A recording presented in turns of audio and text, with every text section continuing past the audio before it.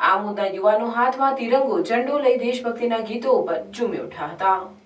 New Zealand અને ભારત વચ્ચે રમાયેલી ચેમ્પિયન ટ્રોફીની ફાઇનલ મેચમાં ન્યૂઝીલેન્ડે ટોસ જીતી પ્રથમ બેટિંગ લીધી, જેમાં ન્યૂઝીલેન્ડે 50 ઓવરમાં 251 રન કર્યા અને ભારતને જીતવા માટે 252 રનનો પડકાર ફેંક્યો। શરૂઆતથી રસાકસી બનેલી ક્રિકેટ મેચ રસપ્રદ બની હતી, જેમાં ભારતીય ટીમે 49 ઓવરમાં શાનદાર જીત મેળવી હતી। ત્યારે મેચ પત્યા બાદ આમો તિલક મેદાન ખાતે ડીજેના તાલ સાથે દેશભક્તિના ગીતો ઉપર યુવાનો ઝૂમી ઉઠ્યા હતા અને ફટાકડાની આતશબાજી કરી વિજય ઉત્સવને વધાવી લીધો હતો। ક્રિકેટ મેચના રસિક અને ડીજેના માલિક અનિલ રાણાએ ફ્રીમાં ડીજે વગાડી આમોદના ક્રિકેટ રસિકોના ઉત્સાહને પ્રોત્સાહન આપ્યું હતું। આમોદનગરના ક્રિકેટ મેચના વિજય ઉત્સવને લઈને કોઈ અનિચ્છનીય બનાવ ન બને માટે પોલીસ દ્વારા બંદોબસ્ત પણ ગોઠવી દેવામાં આવ્યો હતો।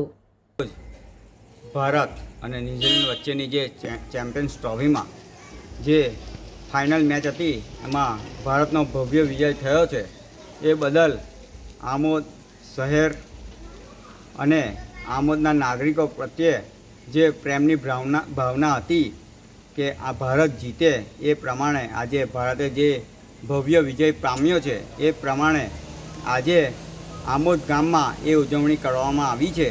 તો એ બદલ હું ભારતીય ટીમની ખૂબ ખૂબ અભિનંદન પાઠવું છું અને ભારત માતા કે જય, ભારત માતા કે જય, ભારત માતા કે જય।